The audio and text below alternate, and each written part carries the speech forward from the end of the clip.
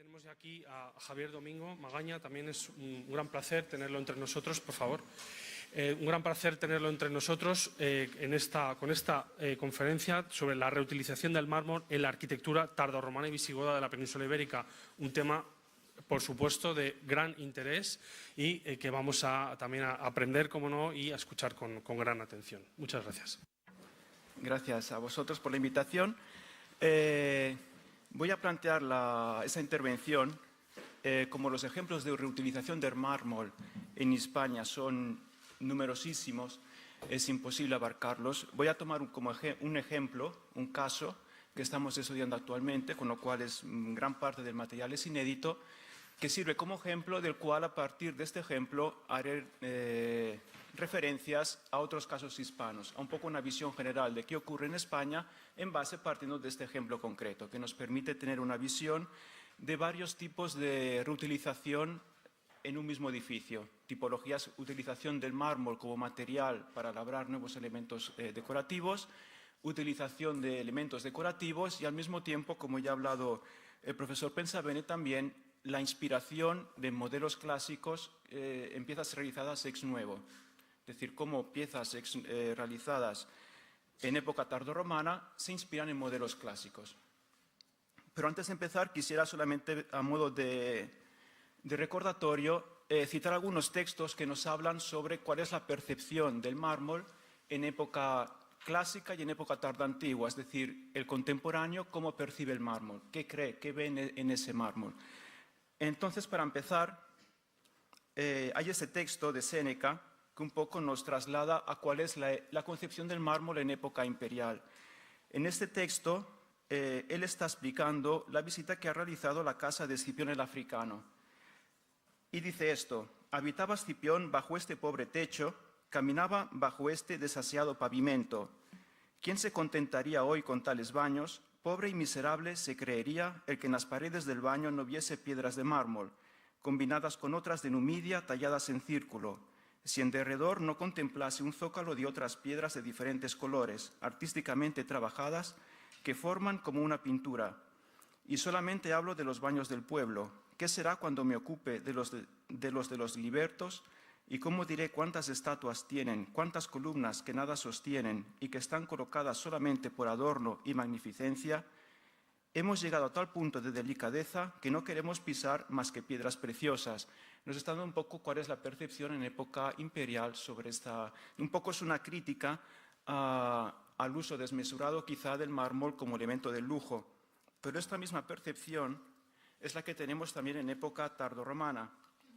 En este caso he seleccionado un texto de San Ambrosio, obispo de Milán, del siglo IV, en que dice lo siguiente: revestís las paredes, desnudáis a los hombres, clama ante tu casa un pobre desnudo y no le prestas atención.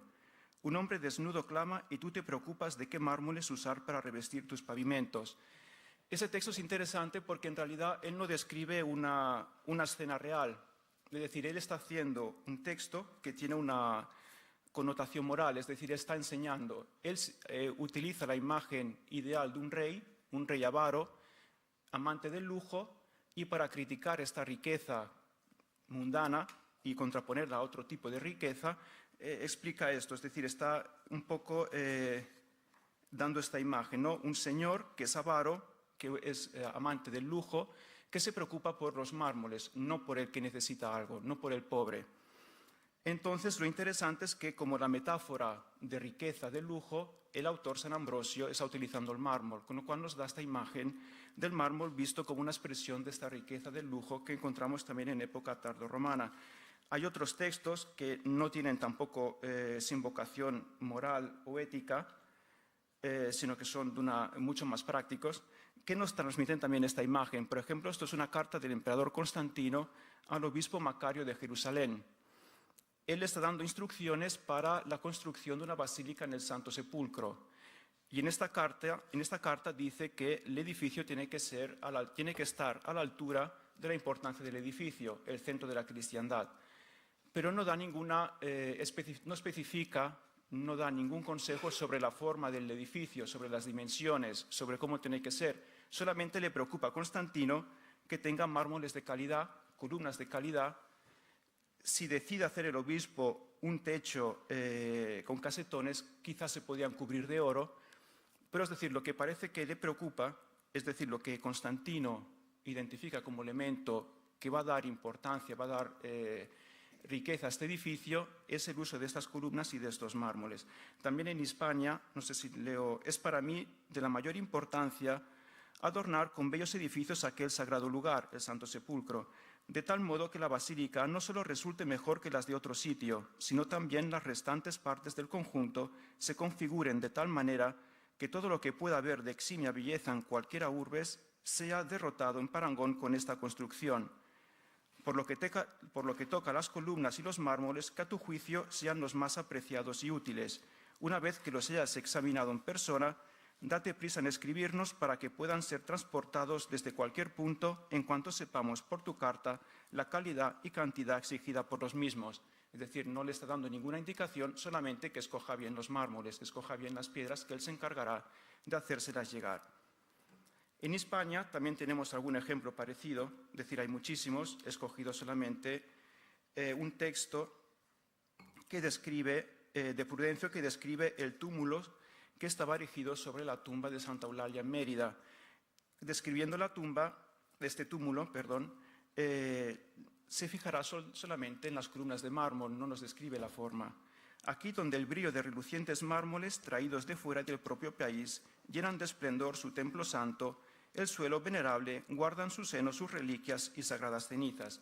Entonces vemos como muchos textos de esta época se ve como cuando describen los edificios hacen mucha atención al uso de estas columnas y de estos mármoles.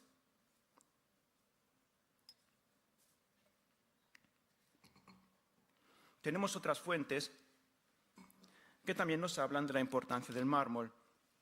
Por ejemplo, este es el edicto de Diocleciano, el edicto de precios. Es un documento escrito a inicios del siglo IV después de Cristo que establece los precios máximos pagados por más de 1000 productos de todo tipo, desde productos alimentarios, tejidos, etc. Y tiene un capítulo dedicado a los mármoles. Si observamos este capítulo, vemos también el precio que tenían en esta época algunas de las variedades de los mármoles. Vemos que son precios muy, muy elevados. Debajo tenemos el sueldo de un obrero, un sueldo diario. Entonces vemos que una pequeña cantidad de mármol ya requería varios días de trabajo, a los que hay que sumar el transporte. El transporte era una partida muchísimo más costosa que el mármol de base, es decir, aquí se multiplicaba por un top de veces en base a la distancia, pero es decir, nos da una idea también este documento de cuál era el coste de estos materiales, que era muy, muy elevado.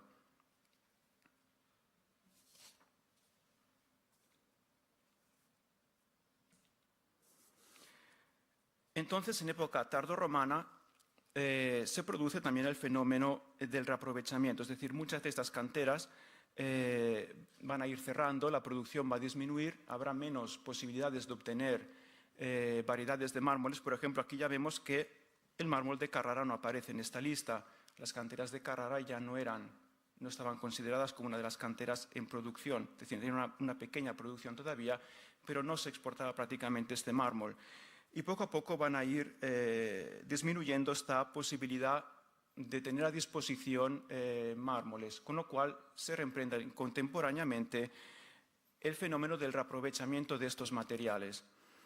El reaprovechamiento tiene infinidad de causas, es decir, pueden haber causas económicas, es mucho más económico coger un mármol, un elemento arquitectónico y reaprovecharlo que encargar a una cantera su producción, pagar el coste del mármol, pagar el transporte y llevarlo.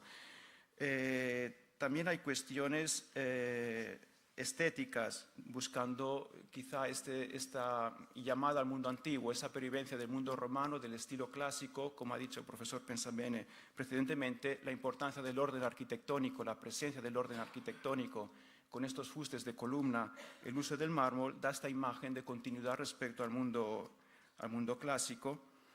También puede haber causas ideológicas, también se ha explicado varias veces la presencia por ejemplo, de capiteles y columnas reaprovechadas en algunas basílicas, puede tener una doble lectura como el triunfo de la fe cristiana sobre el paganismo, es decir, la Iglesia puede desmontar un edificio pagano, un templo pagano, y ese material sirve para la construcción de una iglesia, o también como una llamada al mundo de los primeros cristianos, es decir, es el testimonio físico de una época en el que la liturgia de ese momento tenía prácticamente todo el año, cada día tenía litúrgicamente, era dedicado a un mártir, con lo cual constantemente la iglesia primitiva está recordando a estos primeros mártires. Tener estos elementos reaprovechados era también una forma de tener físicamente un material que transportaba al fiel a la época de esos primeros mármoles, con lo cual las lecturas son muy diversas, hay que tener en cuenta también cada uno de los edificios, el contexto, etc. Entonces, para estudiar este fenómeno en Hispania, vamos a partir de un ejemplo, que concretamente es la Villa dels Munts, que está cerca de Tarragona, a unos 14 kilómetros, en la que tenemos documentada, estamos trabajando todavía sobre el material, una importante fase tardorromana que hasta el momento se había puesto siempre en duda la existencia o no. Tenemos material que testifica y demuestra la existencia de esta fase tardorromana, y en la que tenemos varios modos distintos de reemplear material, que vamos a analizar este ejemplo y haremos referencias a otros casos hispanos y ver un poquito el contexto en esta misma época de qué ocurre en la península ibérica. Hemos escogido este ejemplo también porque así podemos presentar material inédito, es decir, gran parte del material que tenemos aquí todavía es inédito, estamos trabajando en él, con lo cual también aportamos un ejemplo bastante interesante y al mismo tiempo novedoso de esta práctica. Dos apuntes sobre recordar un poquito la evolución arquitectónica de esta villa. La villa se funda en época de Augusto y tiene básicamente una función productiva. De esta primera fase no conservamos prácticamente nada, algún pequeño almacén, un campo de dolias, pero no tenemos una arquitectura conservada porque la villa será transformada completamente en el siglo II, como vemos en esta imagen, de una forma monumental en la que tiene un criptopórtico con habitaciones semienterradas, un pórtico columnado en la parte superior. De este sector es el más noble de la villa, de aquí procede gran parte del material decorativo, sea del siglo II, sea de época tardorromana, de la fase tardorromana, que es la que nos centraremos nosotros. Este brazo tiene un brazo del ambulacro que va hacia el sur, a unas termas. Esta sería la zona del triclinium, un enorme mitreo y un peristilo en esta parte que podemos observar aquí. Esta villa es destruida completamente por un incendio en el siglo III después de Cristo y siempre se había pensado que esta era la última fase de uso de esta villa. A pesar de ello, estos son algunos elementos decorativos probablemente de la primera fase, la fase en cuanto la villa todavía tiene una función productiva. Estas son algunas imágenes del criptopórtico, las habitaciones que aparecen en este piso inferior, con las pinturas decoradas, el techo encontrado caído encima del pavimento y encima del techo caído toda la decoración marmórea del piso superior que arquitectónicamente no conservamos. Entonces la villa siempre se había pensado que tenía una fase tardorromana, esos capiteles habían sido fechados en época tardorromana, pero en el momento que se encuentra este derrumbe provocado por el incendio del siglo III, los capiteles fueron datados en el siglo II, pensando si el final de la villa es del siglo III, los capiteles tienen que ser por fuerza pertenecientes a la fase de monumentalización del siglo II. No obstante, revisando el material, vemos que, son capiteles, no voy a entrar en el estilo, que podemos fechar en el siglo IV, V. Solamente cito un paralelo aquí, esta imagen que vemos aquí, que es de la Villa de la Olmeda, en Palencia, que es de finales del siglo IV, es decir, tenemos una disposición de las hojas, un tipo de trabajo que es muy, muy parecido. Es decir, son capiteles que los volvemos a situar a una fase tardorromana de la villa que no teníamos hasta ahora clara su existencia. Otros ejemplos, tenemos infinidad de fragmentos de capiteles de época tardorromana, con lo cual tenemos una fase tardorromana que empieza a ser clara y vamos a ver cómo se construye esta fase tardorromana de la villa. Uno de los primeros ejemplos de reutilización que vamos a tener en cuenta es la reutilización del material, o sea, del mármol como material constructivo para labrar nuevos elementos. Es decir, yo tengo un elemento decorativo realizado ex novo, realizado con un mármol que a su vez había servido que era ya un elemento reaprovechado. Imaginemos un capitel del siglo I, realizado en mármol, obtengo el capitel y con ese mármol realizo otras piezas que nada tienen que ver con el capitel original, con lo cual yo en la pieza resultante no tengo ningún elemento que me indique que ese mármol ya existía, ya había sido utilizado precedentemente, porque lo he transformado completamente. Este fenómeno, que es difícil de documentar, lo podemos documentar en realidad en la villa de Smuns, por ejemplo. Aparecen estos fragmentos de capiteles y otros más que se pueden fechar a mediados del siglo I después de Cristo. Son fragmentos de capiteles de una alta calidad técnica y sobre todo lo sorprendente son sus dimensiones. Tenemos capiteles de 60 centímetros de altura y otros que permiten reconstruir capiteles de 1,5 metros. Es imposible pensar estos fragmentos de capiteles procedentes de un ambiente, de una villa, un ambiente doméstico, y además su cronología corresponde a la fase en que la villa tiene una función productiva, es decir, no hay mármoles en esta fase. La villa será marmorizada en el siglo II, aquí estamos a mediados del siglo I, con lo cual son capiteles que no entran en el contexto de esta villa. Y si nos fijamos, son elementos que corresponden siempre a los elementos finales, de los extremos de las volutas, de las hojas de acanto, es decir, son elementos que difícilmente pueden ser aprovechados. Con lo cual pensamos que son capiteles extraídos probablemente de Tárraco, que está a 15 kilómetros, en monumentos que en el siglo IV, V están abandonados, son transportados a la villa, aparecen en este sector, un sector que no tiene construcciones, donde probablemente se sitúa un taller. Son capiteles que vienen recortados para aprovechar el mármol con el que van a hacer estos capiteles de Carrara en una época en que el Carrara no llega a la península ibérica. Con lo cual tenemos un ejemplo muy probable de reutilización del mármol. ¿De dónde proceden estos capiteles? Si vemos los ejemplares, el único edificio que en esta época utilizan mármol en Tárraco es el Foro Provincial, es decir, los únicos capiteles de mediados del siglo I en mármol de Carrara en Tárraco proceden del Foro Provincial y las dimensiones corresponden perfectamente, con lo cual probablemente es una villa en la que el señor, el aristócrata del siglo IV, V, tiene suficiente poder como para empezar a desmontar el Foro Provincial de Tárraco y llevarse el mármol para construirse su casa. Tenemos otros ejemplos en Smuns que nos llevan tanto a estilo y dimensiones a otros fragmentos decorativos del Foro Provincial. Es decir, no solamente están llevándose los capiteles, sino también encontramos fragmentos de arquitrabes y de frisos, probablemente con este mismo origen. Esta práctica de desmontar edificios públicos para las villas aristocráticas en Hispania no es excepcional. Tenemos otros casos. Son siempre villas situadas en las inmediaciones de las grandes ciudades romanas. Por ejemplo, en Tarragona tenemos también la villa, mausoleo, etc. No vamos a entrar en la funcionalidad de Sencelles. Aquí vemos una planta, una reconstrucción, en la que aparece este fragmento, esta basa, con el plinto recortado. El plinto aparece circular cuando debería tener una forma rectangular. Es un elemento reaprovechado a finales del siglo IV, que nos lleva también con paralelos a las basas del Foro Provincial de la ciudad, con lo cual probablemente al mismo tiempo que se está construyendo Smuns, esta villa que se está construyendo en Sencelles está llevándose también material de este mismo foro que sabemos que en esta época empieza a ser desmontado, porque en las excavaciones del foro tenemos ya los primeros depósitos de desmonte del edificio. Pero, por ejemplo, si nos trasladamos a Córdoba, tenemos una situación similar.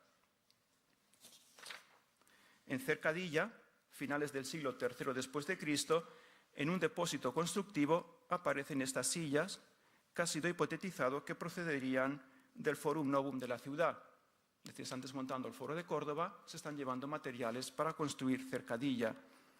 También ha sido propuesto que en esta columnata, que aparece en ese sector de la villa, en realidad serían las columnas del Teatro de Córdoba desmontada, porque tienen las mismas dimensiones como diámetro, y la cronología coincide con el abandono del teatro, con lo cual también es sugerente la hipótesis de que en Córdoba estén desmontando el teatro para construir esta gran villa en las proximidades de la ciudad, con lo cual es un fenómeno bastante normal. Es decir, los primeros ejemplos en Hispania de desmonte de edificios públicos a gran escala sirven para esta alta aristocracia que construye sus villas en las proximidades de estas ciudades.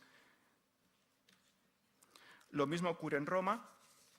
Ya el profesor Pensavena ha hecho referencia al Arco de Constantino, con piezas que serían desmontadas del Foro de Trajano o procedentes de un almacén, pero de titularidad pública, con lo cual tenemos como el Senado está desmontando edificios públicos. Al mismo tiempo, Constantino, por ejemplo, tenemos este fuste del Foro de César con esta inscripción, Peter, que muy probablemente está señalando el lugar de destino de este fuste. Están desmontando en época de Constantino un sector del Foro de César y esto indicaría la Basílica de San Pedro que estaba construyendo Constantino en esa misma época, porque en la Basílica de San Pedro aparece una placa de pavimento con esta misma inscripción. Es decir, es un poco como señalar esta pieza está reservada para esta basílica y poco a poco el material se va llevando a estas grandes edificaciones. Un último ejemplo sobre esta práctica para tener una visión en Hispania sería el uso del mármol en los capiteles tardorromanos y visigodos de la península ibérica, o sea, realizados ex novo, es decir, capiteles que se realizan ex novo en el siglo IV, del siglo IV al VIII, ¿qué porcentaje de estos elementos están realizados con mármol? Son datos muy aproximados porque están hechos a partir de una visión directa, no hay análisis, es decir, tomemos estos datos como lo que son, simplemente aproximativos. En el siglo III y IV vemos que el 50% más o menos de los capiteles realizados ex novo utilizan el mármol. En el siglo V, primera mitad del VI, tenemos un 70% aproximadamente, mientras que en la segunda mitad del VI y el siglo VII tenemos un 41%. Son datos muy elevados cuando sabemos que no hay un comercio de mármoles.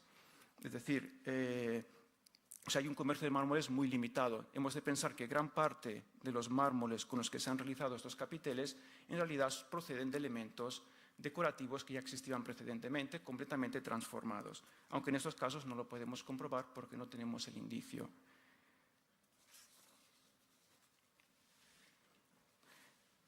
Junto con esta práctica podemos hablar de los grandes depósitos de mármoles que se encuentran en las ciudades de época romana. Un ejemplo es Tarragona, esa sería la parte alta de la ciudad donde se localiza el foro provincial. En este sector anejo a las estructuras del foro provincial apareció un depósito con 4.500 fragmentos de mármol, un depósito de época tardorromana. Es decir, es claramente un depósito ocasionado por el desmonte de las estructuras de este foro llevadas a este sector donde los elementos venían retrabajados, un fragmento de fuste con las marcas de cuñas para ser partido en varios fragmentos más pequeños, o más interesante es este fragmento de fuste de Carrara, en el que ha sido replicada la superficie para eliminar las estrías y las acanaladuras, y en cuyo interior se empezó, y no está acabado, se empezó a labrar un elemento decorativo en época visigoda. Tenemos paralelos de este tipo de decoración en el siglo VI en la ciudad, con lo cual es un elemento claramente de época visigoda que está siendo trabajado al interior de un fuste de Carrara, obviamente un fuste reaprovechado de alguna de las estructuras de este foro, con lo cual vemos que eso es una práctica del reempleo bastante normal.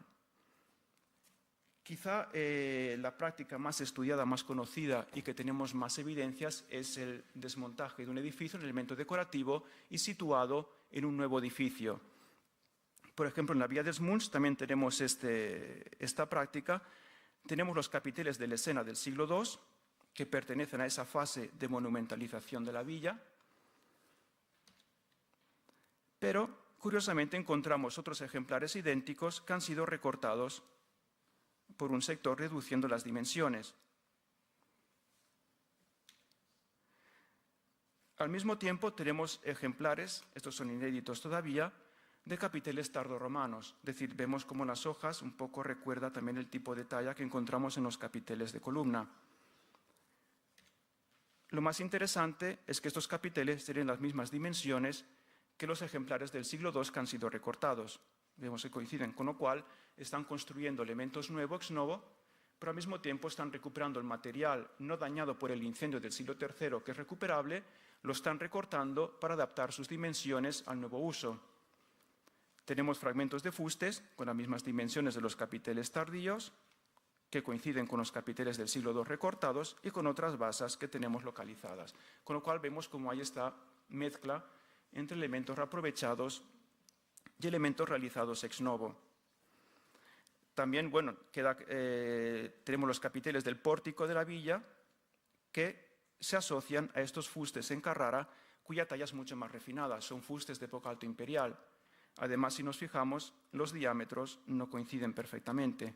Vemos como el capitel tiene un diámetro más pequeño que el fuste. Este es un elemento realizado ex novo en la fase del siglo finales del IV, V después de Cristo, que se asocia a fustes probablemente de la fase del siglo II que están siendo reaprovechados en la villa.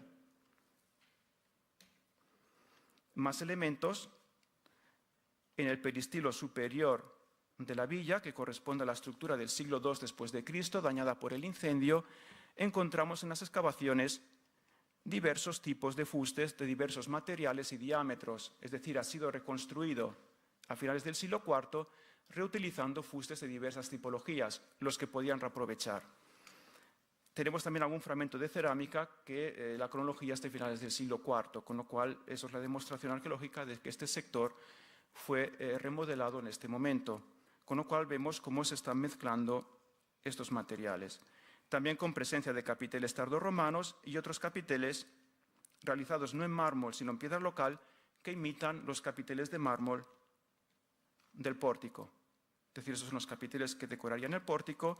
En este sector se están realizando otros capiteles no en mármol, sino en piedra local, que imitan el mismo estilo, de una manera un poquito más tosca, con lo cual es un elemento, probablemente un sector más secundario de esta villa.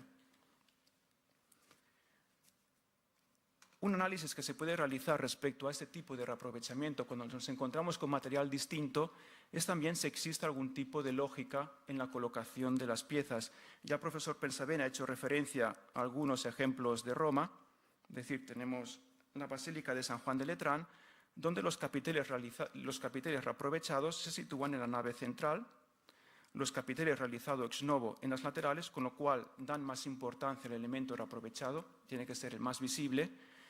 Los fustes se sitúan por parejas de colores en la nave central, con lo cual hay un orden, y por alineaciones en las naves laterales. Lo mismo ocurre en la Basílica de San Pedro del Vaticano, donde los capiteles reaprovechados se situarán en la nave central, en el lugar más visible, y los fustes se emparejan por colores, mientras que en las naves laterales se situados por alineaciones de colores. Es cierto que el caso de Roma y de Italia es un poco especial, porque la cantidad de elementos reaprovechables es infinitamente superior a la que tenemos en Hispania. Es decir, en Roma la disposición de expolia de monumentos públicos que pueden ser desmontados es enorme, con lo cual es fácil encontrar las piezas que más o menos me podían ser útiles para mi proyecto arquitectónico, encontrar fustes de un mismo color, encontrar fustes de un tamaño más o menos parecido.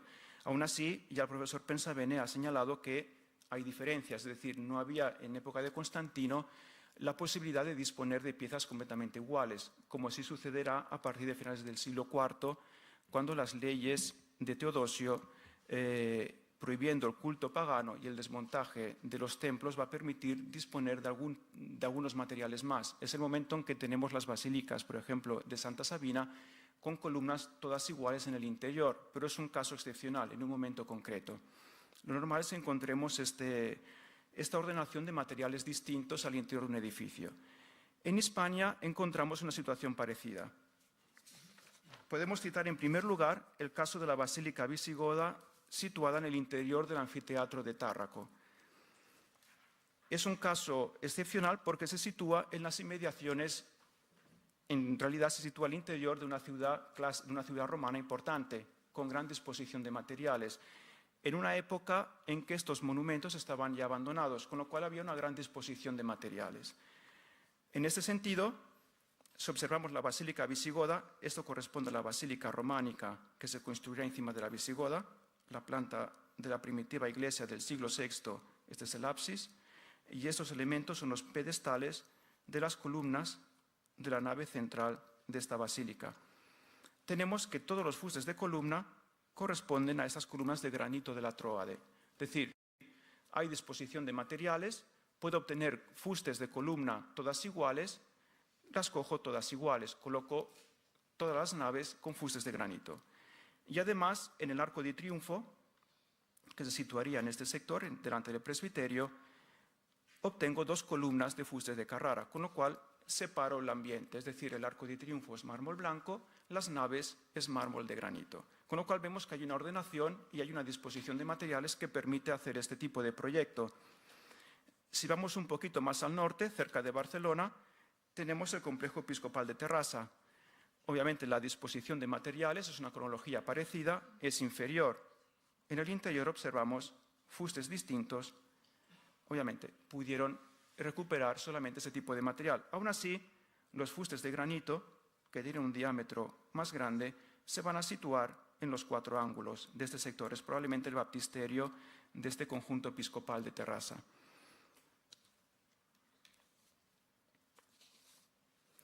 Podemos citar otros ejemplos. No voy a entrar en las cronologías de algunos de estos edificios que existe polémica sobre si son visigodas o posvisigodas. Es decir, estamos en torno al siglo VII, VIII, IX, más o menos. Por ejemplo, la iglesia de San Juan de Baños es otro ejemplo, situada en Palencia. Es otro ejemplo que nos muestra también el reaprovechamiento de fustes en el interior de esta iglesia. Vemos la disposición como predomina blanco, chipolino, chipolino, blanco, blanco, nero antico, chipolino.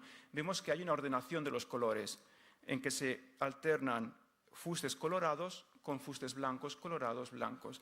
En este caso, incluso tenemos el ejemplo de probablemente no había la disposición de otro fuste en chipolino, se optó por un nero antico.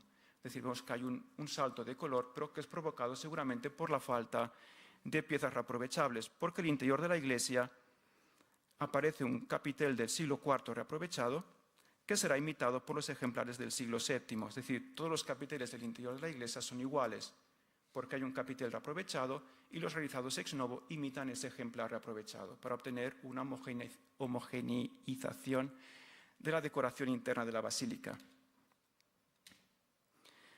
San Miguel de Escalada es una iglesia mozárabe, estamos en el siglo X.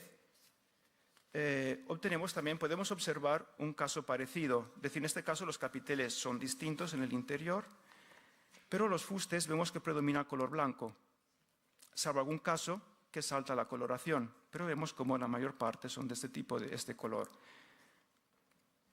Con lo cual observamos en aquellos pocos ejemplos que tenemos en España, porque son poquísimos los que conservamos el edificio con la disposición de las espolia in situ, es decir, podemos observar cómo fueron diseñados, es decir, no encontramos las piezas fuera de contexto, sino en su lugar original. Vemos que hay esta tendencia hacia la ordenación. Es cierto que hay que tener en cuenta que no estamos en Roma, con lo cual hay que tener en cuenta también este parámetro, es decir, la disposición de espolia tenía que ser muy inferior respecto a la que existía en Roma, con lo cual el modelo es aplicable, pero es un modelo que viene aplicado en otras circunstancias. Aquí, bueno, simplemente un ejemplo para ver también la disposición de los capiteles, pero sería quizá un poco extenso. Ver cómo también la disposición de capiteles reaprovechados en el interior de un edificio que corresponden a distintas épocas también tiene una cierta ordenación, es decir, vemos capiteles iguales, capiteles del siglo VIII-X que están de alguna manera imitando, inspirándose en estos capiteles más antiguos que están siendo reaprovechados, aunque están, cuando decimos imitar no estamos hablando de copia, estamos hablando de se inspiran en ese modelo, pero obviamente el modelo viene transformado y el resultado es distinto, es decir, estamos hablando de este ejemplar, por ejemplo, es el reaprovechado siglo V respecto a este ejemplar que sería siglo VIII-X.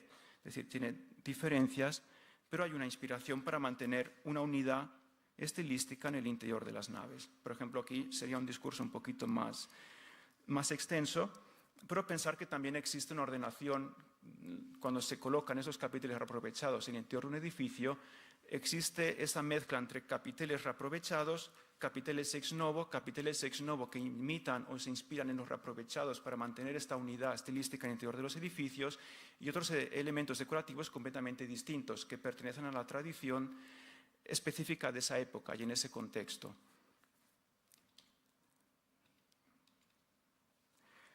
El último aspecto que ya ha hecho referencia también el profesor Pensabene correspondería a esta inspiración, a esta imitación que ya hemos ido citando precedentemente.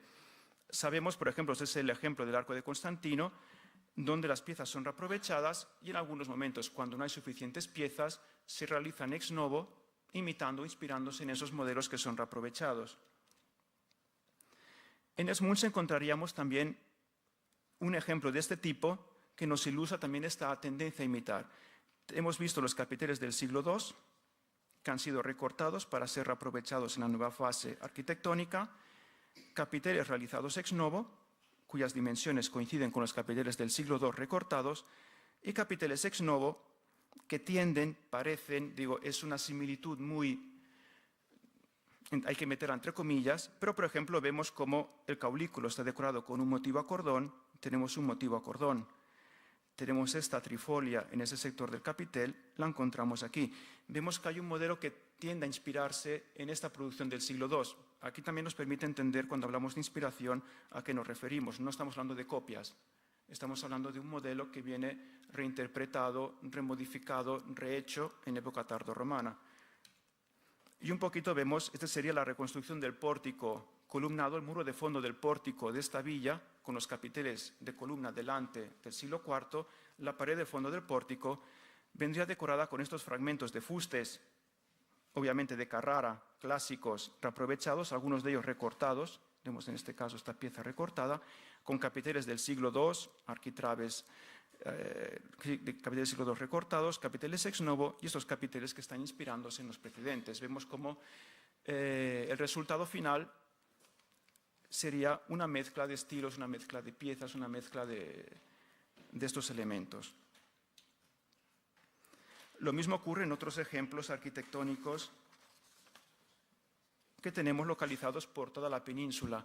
Podemos hacer referencia otra vez al complejo episcopal de Terrassa, donde tenemos reaprovechados capiteles del siglo III, imitados por ejemplares del siglo V, que están inspirándose en estos capiteles, obviamente trabajados de una manera mucho más tosca.